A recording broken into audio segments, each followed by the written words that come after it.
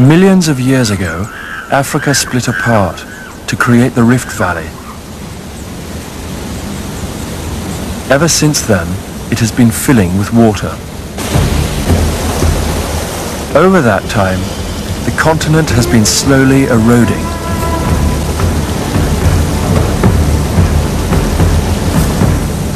Today, at the bottom of this stretch, the sediment is miles thick. Above it, the water is a mile deep. It is Lake Tanganyika.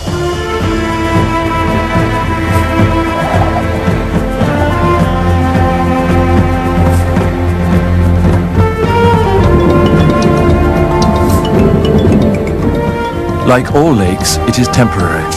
The rivers that feed it will eventually fill it with silt. In time, water will give way to swamp and then forest. But Lake Tanganyika is so deep that this will take millions of years.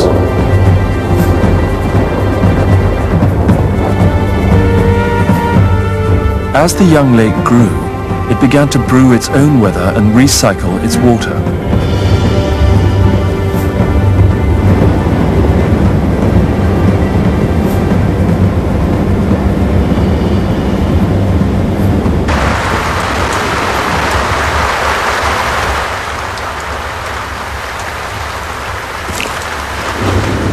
In the beginning, little lived here, and life was borrowed from the rivers. Amongst the early colonizers was one that millions of years later would come to dominate the lake. Compared to the competition, the successful candidate would be neither as powerful nor as clever, but he was destined to become very popular. It would be an unassuming little fish called Cichlid, who was everybody's favorite.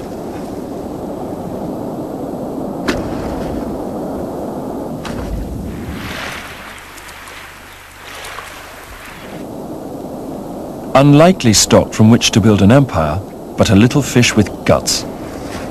A pioneer who would give rise to almost 200 new species. These fish are found nowhere else. They have all evolved here in Lake Tanganyika. All are descendants of a little brown fish that was flushed down the river millions of years ago. The original little fish that found itself in deep water. Tanganyika is the oldest lake of an ancient continent. It is also the deepest. The depths are fossil waters. They never mix with the surface, and so are starved of oxygen. Life here is a privilege of the shallows.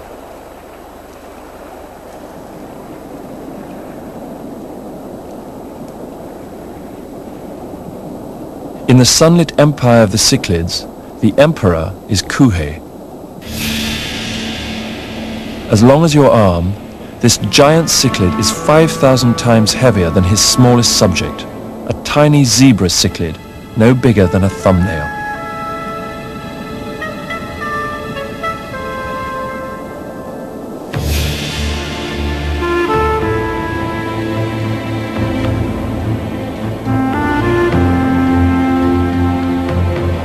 Once a year, the emperors come inshore and spawn like that original cichlid.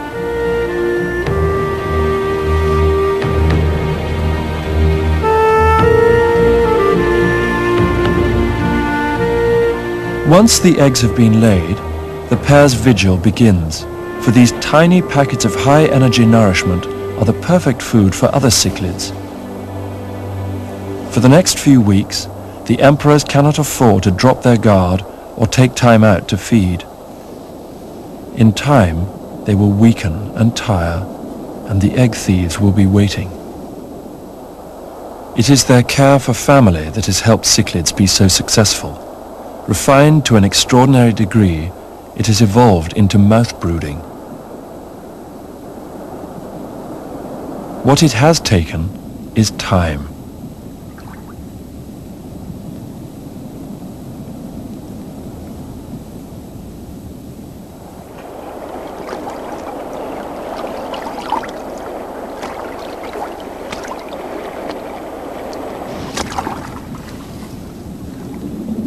productive lake is normally a green soup of algae. In Tanganyika, the opposite is true. Although it is one of the most productive lakes in the world, it is remarkably clear.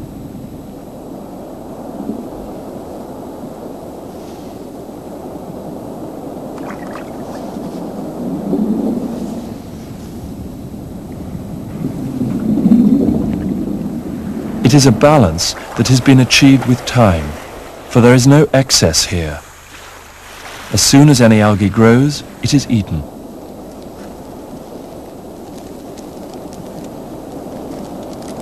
Besides being a good parent, the little pioneer's greatest asset was an adaptable jaw.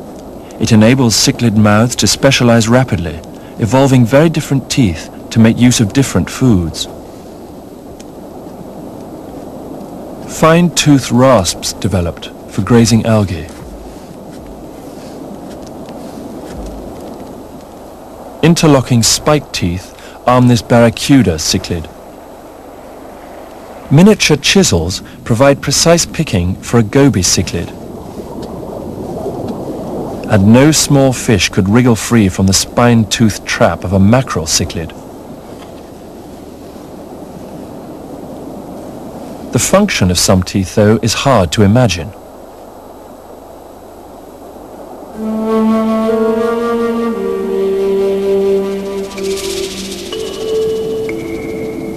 This fish is a predator, and with its bold black and white banding is easily recognized and avoided by other fish, unless they are black and white, for this fish is a mimic.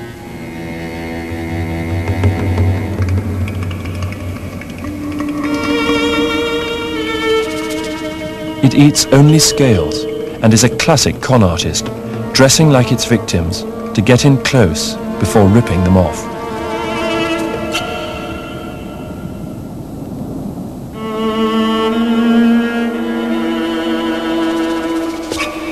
It is a sophisticated predator, for the prey is not killed, but merely grazed.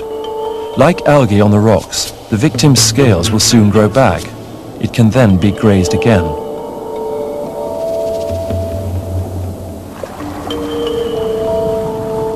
In the Virgin Lake, the cichlids were quick to take advantage, as they could adjust to any food and rear their young so successfully. In the evolution of new species, it helped that their ancestor was a simple fish, which could easily adapt.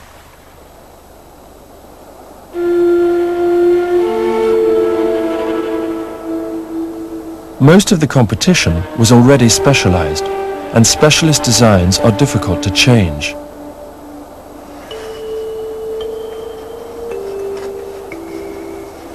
The jaws of a freshwater pufferfish hide a powerful beak, formed from 4 fused teeth. Dedicated to its armored diet, it is an evolutionary dead end.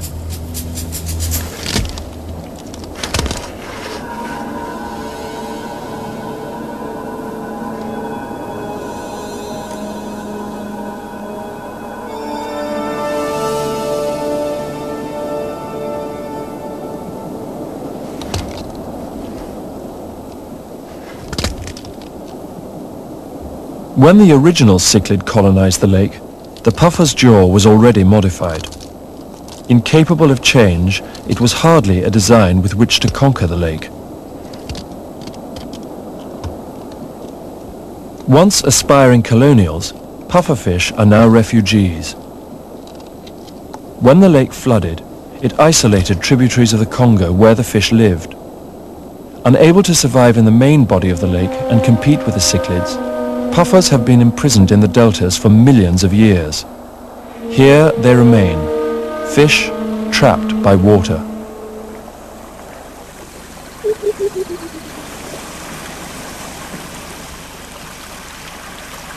Clawless otters usually hunt crabs. They are not as agile as the lake's spot-necked otters, but then a puffer is not an agile fish.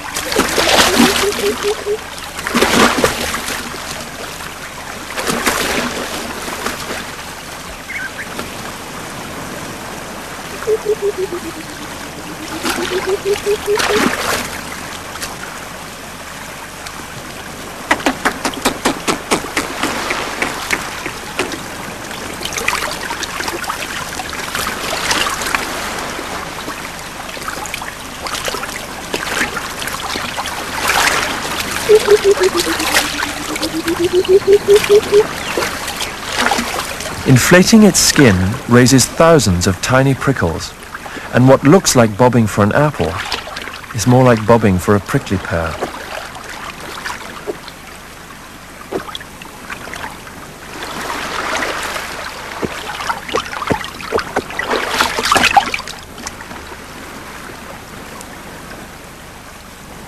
Puffing is defensive.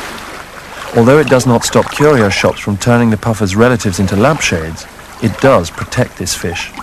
It also saves the otter, for pufferfish have poisonous gallbladders.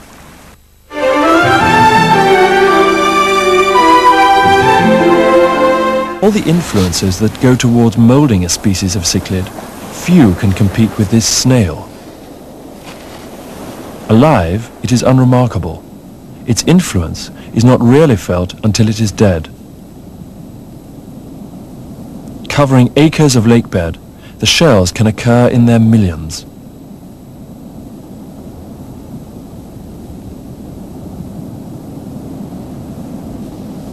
A dozen tiny cichlids have evolved to fit them, for they are both spawning site and refuge.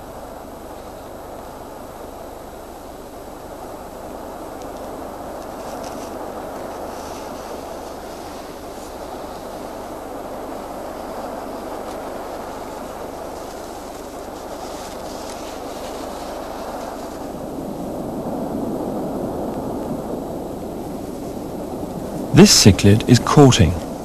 Only the female of the species can fit inside the shell. The male cannot get near her, so it is very safe sex. All he can do is squirt his sperm in the entrance.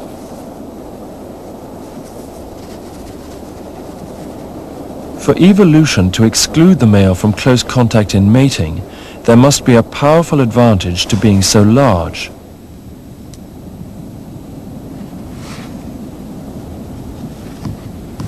He picks up shells to pick up females.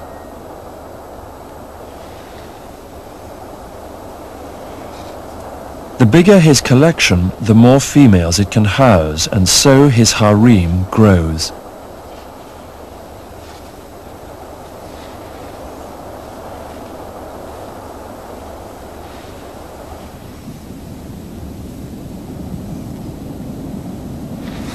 Building a harem from scratch is tiring and time-consuming. It is far easier to raid those nearby, plundering shells and kidnapping females.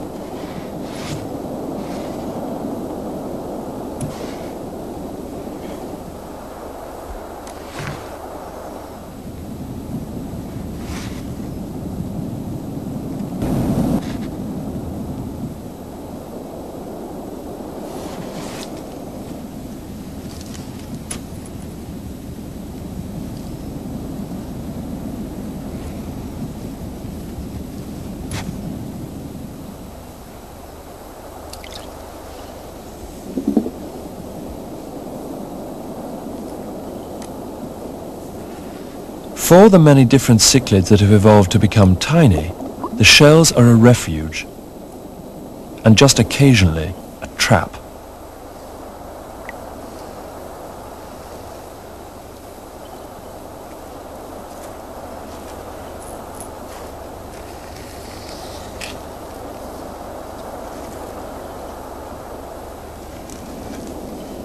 A young water cobra's venom is as potent as an adult's, and for the first year of its life, it can fit inside the shells.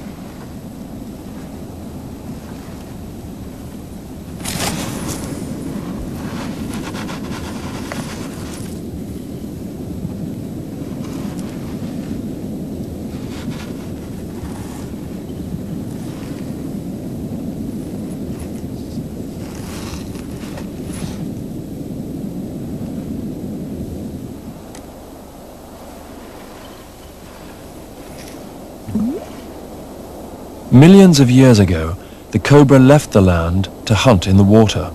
It has evolved in the lake ever since, and now feeds almost entirely on cichlids. Like so many creatures here, it is unique to Lake Tanganyika.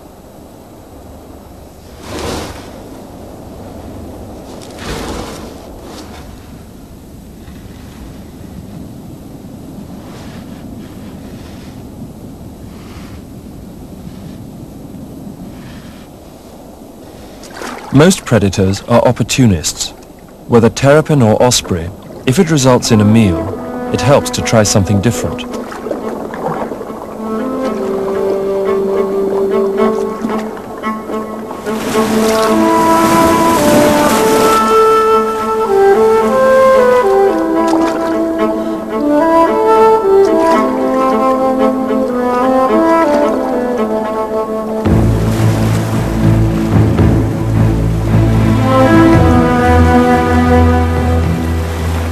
The greatest opportunist of all was a little brown fish.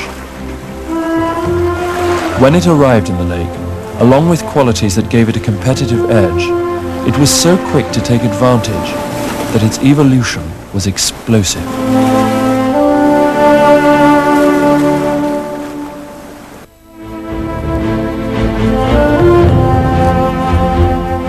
Early naturalists and explorers knew Africa's Great Lakes as inland seas.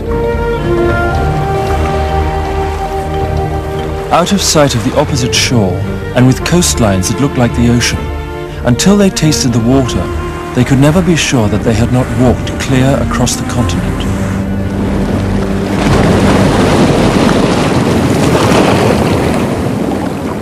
In Tanganyika, the likeness extends well beneath the surface.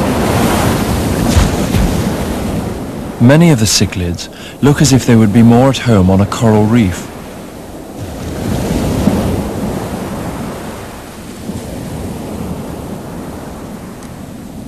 The first naturalists here were so struck by the marine similarities that on the basis of the shells alone, they proposed that the lake had once been connected to the sea. For them, our present knowledge of sponges, crabs, jellyfish and sardines would only have confirmed that Tanganyika had once been an ocean in Africa.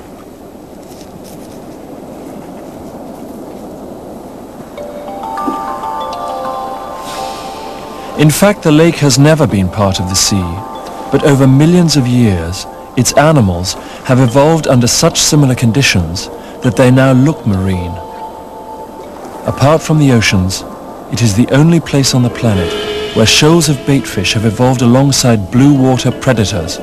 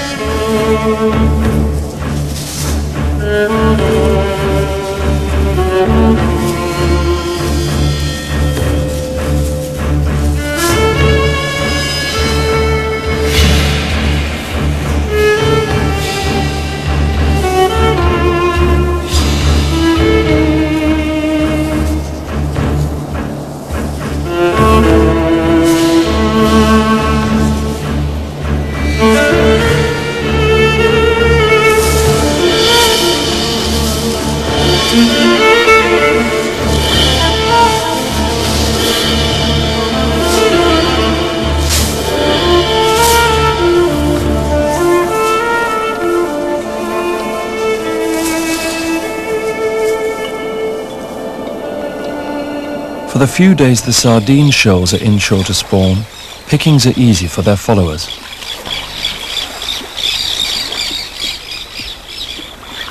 Predators that chase find it much more difficult to make a living in the lake.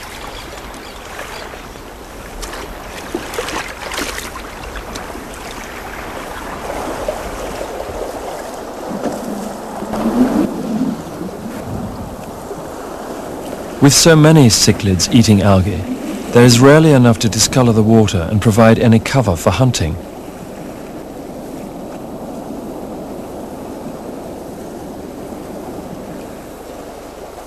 Such good visibility is a clear disadvantage for spot-necked otters. Even working as a team, to catch a cichlid, they must take it by surprise.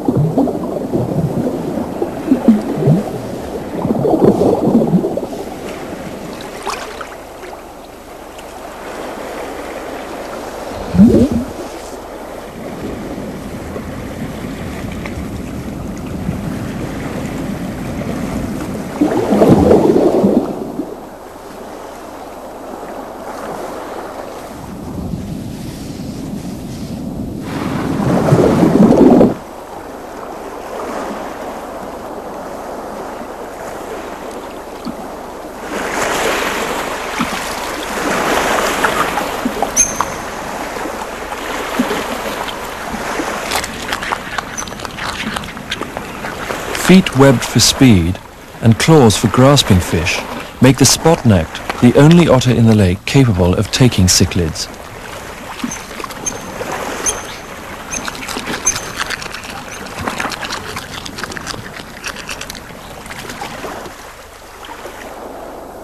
In open water, they are no threat to a male emperor, but they cannot resist investigating.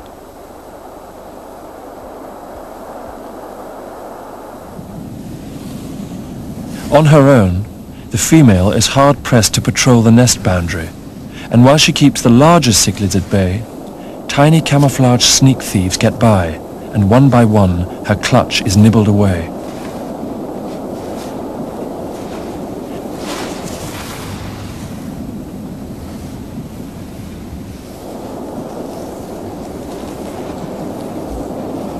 As if popping bubble wrap, the water beetle's browsing is far more serious.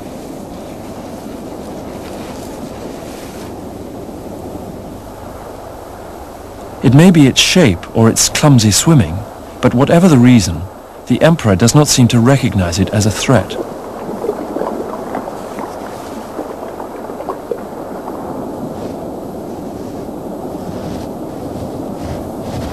How easy it should be for this armored heavyweight in search of cichlid caviar.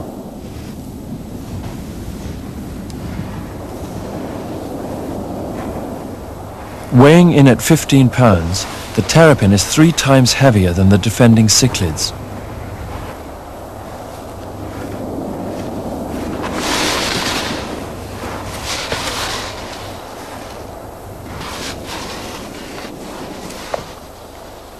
It is the emperor's most vigorous defense so far, and their eggs are still to hatch.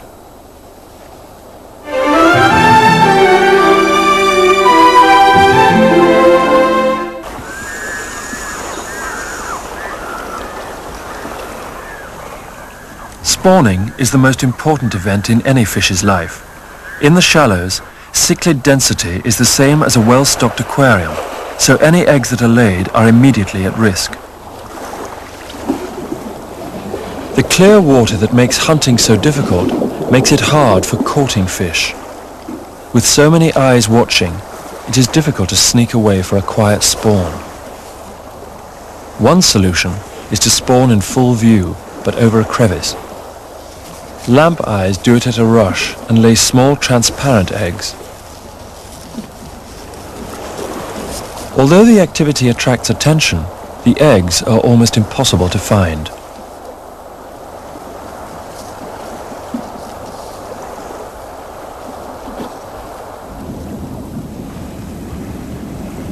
Apart from the emperor, no cichlid is powerful enough to raise a family in the open.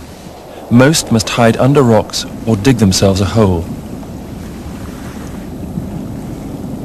In courtship, these rockfish must remain especially alert, for they are ambush predators that cannot swim fast.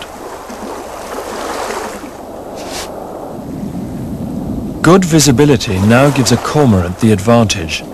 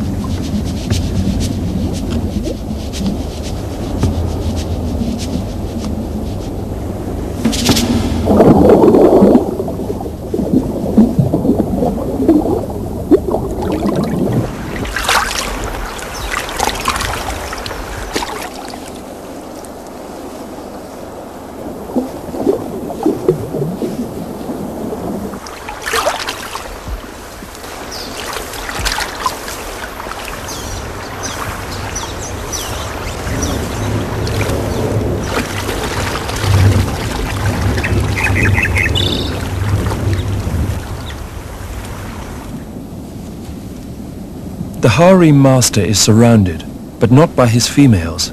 They are inside their shells. His harem is being raided by miniature males, too puny to shift shells. While he evolved to become a giant, some males of the species stayed tiny and mimicked the females. These transvestite dwarves will try and sneak a mating where they can.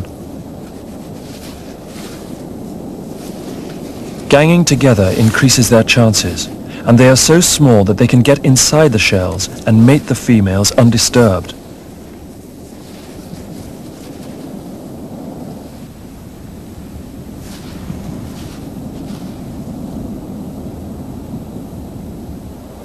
Teaming up to raid harems works so well that the little fish stay together. Bonding in an all-male group makes each a little bolder, and then they can turn predator.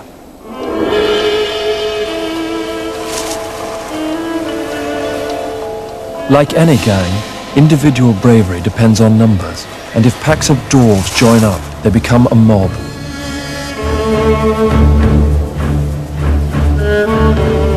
At the first sign of danger, these cichlids semaphore a warning to their broods.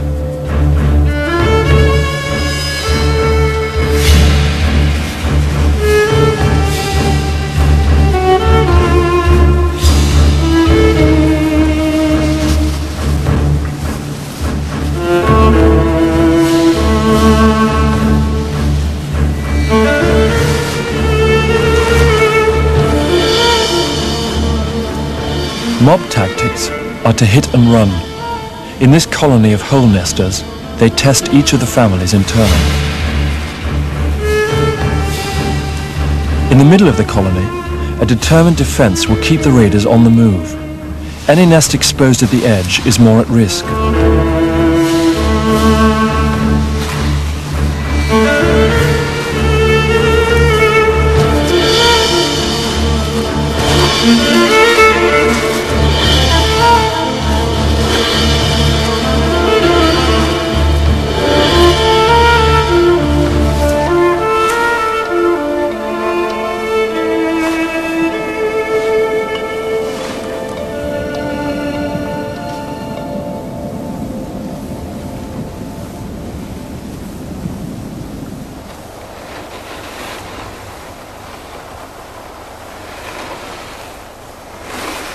The emperors have stepped up their defense, now that their eggs have hatched.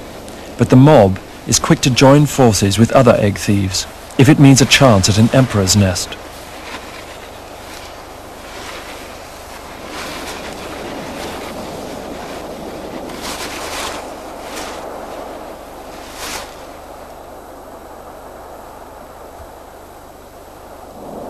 If it feels its family really threatened, the giant cichlid will dig out a hole, with that adaptable mouth acting as bucket and spade.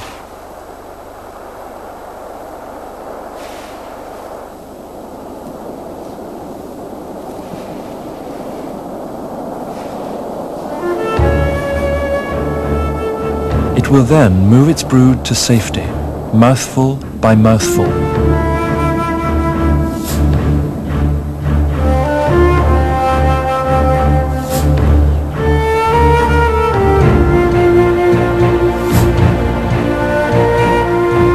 Taking their young in the mouth was a small evolutionary step. Keeping them there was a breakthrough. It was a move that combined the cichlid's greatest talent with their greatest asset, to create brood care by mouth.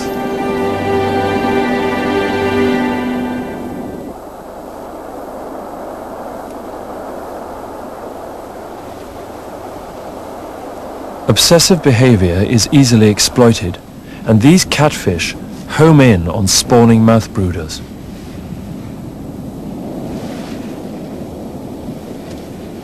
Every time the pairs start to spawn, they are broken up by catfish, eager for their eggs.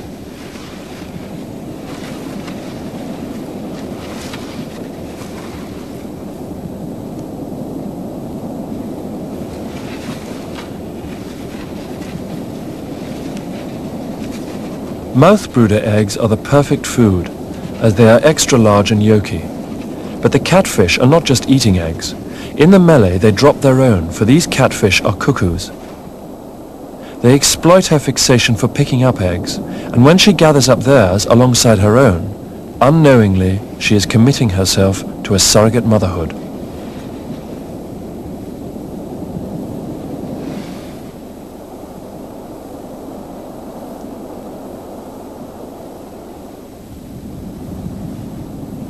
Inside her mouth, the catfish hatch first and turn on her brood.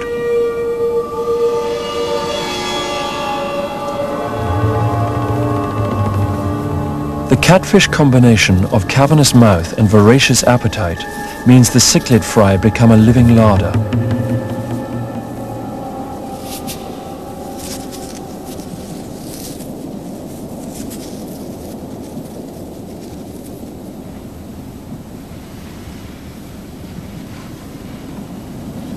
By the time she is ready to release them, the deceit is complete. All that remain are a few precocious young catfish.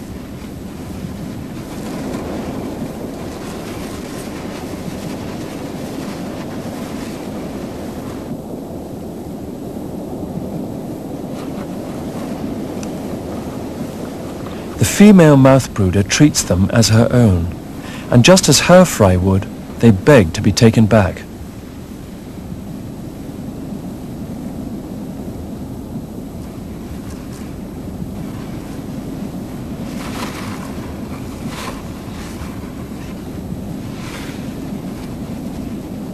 As much as she would like to, she cannot mother them for long. While feasting in the dark, the young catfish have not only grown plump, they have grown spines. They lock fast and are designed to jam in a predator's throat to protect the slow-swimming adults from cobras and cormorants.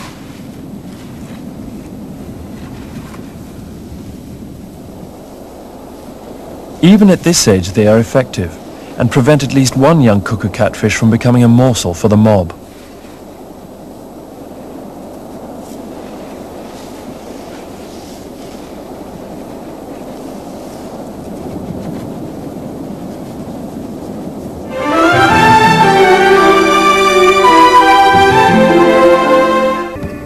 For a few days in the spawning season, male flashers come up from deep water to display in these arenas.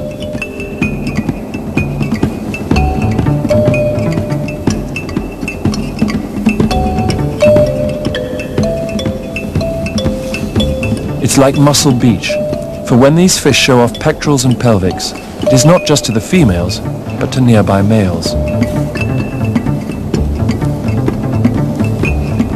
The females choose the flashiest, and to entice them, males flutter on their sides to reflect the light. To have any chance of breeding, they must shine out in the crowd, so there is pressure to move to the shallows where it is brighter, in order to attract attention.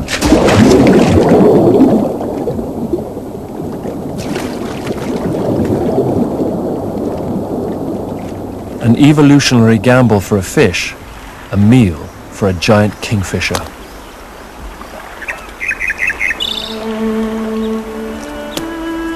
Move and countermove and gloriously unpredictable, cichlid evolution is a living tribute to the theory of chaos.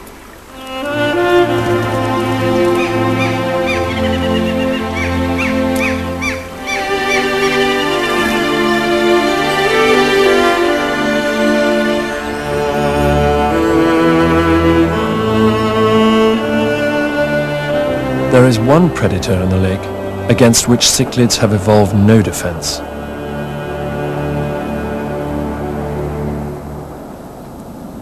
With feeble fins, bilious skin and piggy eyes, it's not much of a looker, but in its own way, it's stunning. It is an electric catfish. Instead of using muscle power for speed, it generates electricity and needs to get in close to knock out its prey. Each time it convulses, it delivers a shock. The victim is a member of the mob, and there is no defense yet against 300 volts, although other cichlids are probably working on it.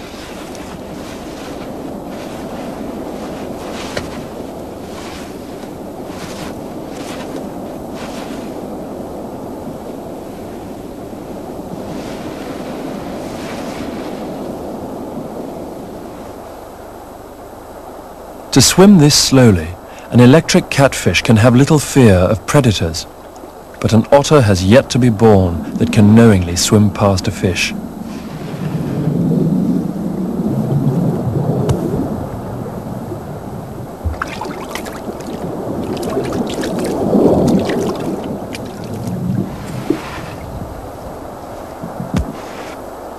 What looked like a meal turns out to be a course of shock therapy.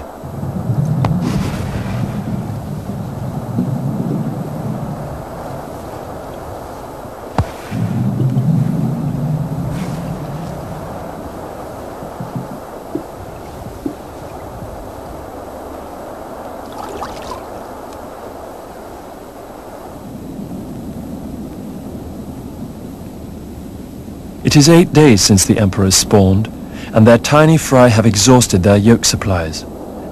Now they are free swimming and hungry. It is time to go.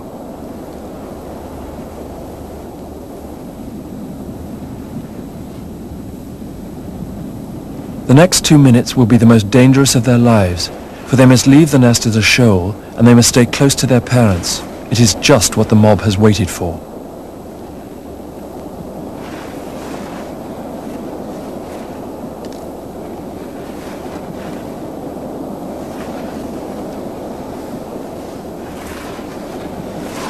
The mob will not swim more than a few feet off the bottom, but it is no safer up above.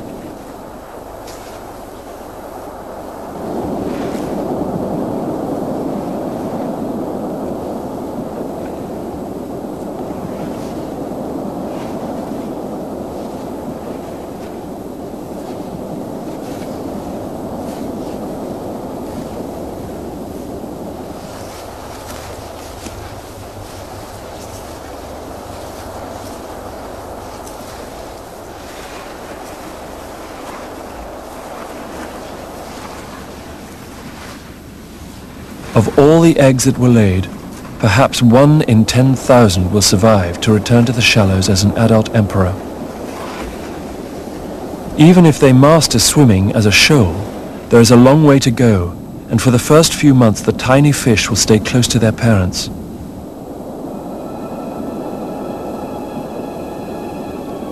They have already met many of the predators, but there will always be others they must learn to avoid.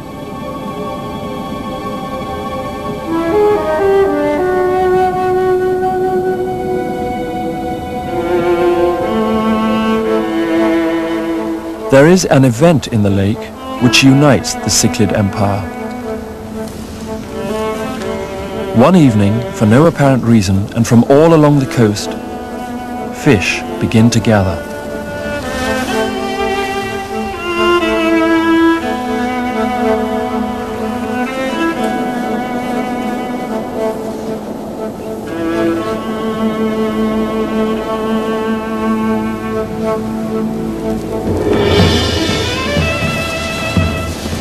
This night, millions of sardine fry will leave the safety of the shore and swim for open water.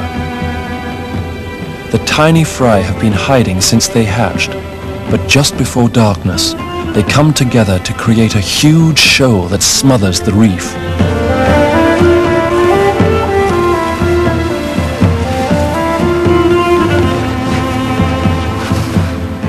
However sophisticated and specialized cichlids have become in the past 5 million years, for an hour it is forgotten, as they all revert to that opportunist ancestor which colonized the lake all those years ago.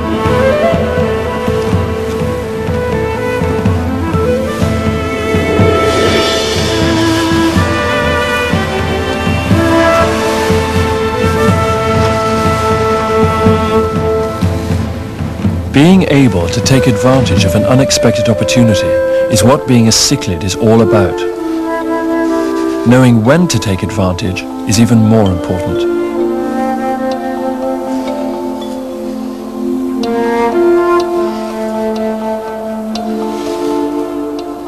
Their extraordinary family care and that adaptable mouth have served the fish well as they have colonized the lake, but they are still only at the threshold.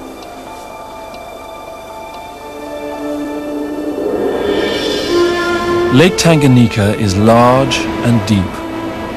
Although it has over 1,000 miles of coast, most of the lake is open water, which has never been conquered by the cichlids.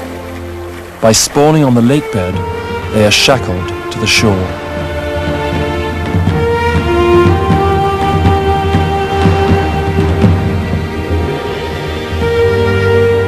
Now that they have developed mouth brooding, There is no reason why cichlids cannot spawn in mid-water and then pick up the eggs. For that original cichlid, brood care opened up the shallows. Taken one step further, it could open up the deep.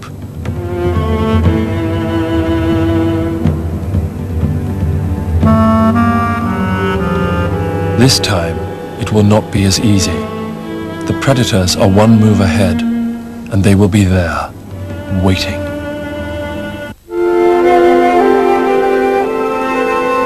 Setting off into the lake, today's little emperors are doing what their ancestors did millions of years ago. Cichlids have already established a beachhead in the shallows. Blue water is their final frontier. Every great journey starts with a single step, and who better than a cichlid to turn it into an evolutionary leap and begin the next generation of little fish in deep water.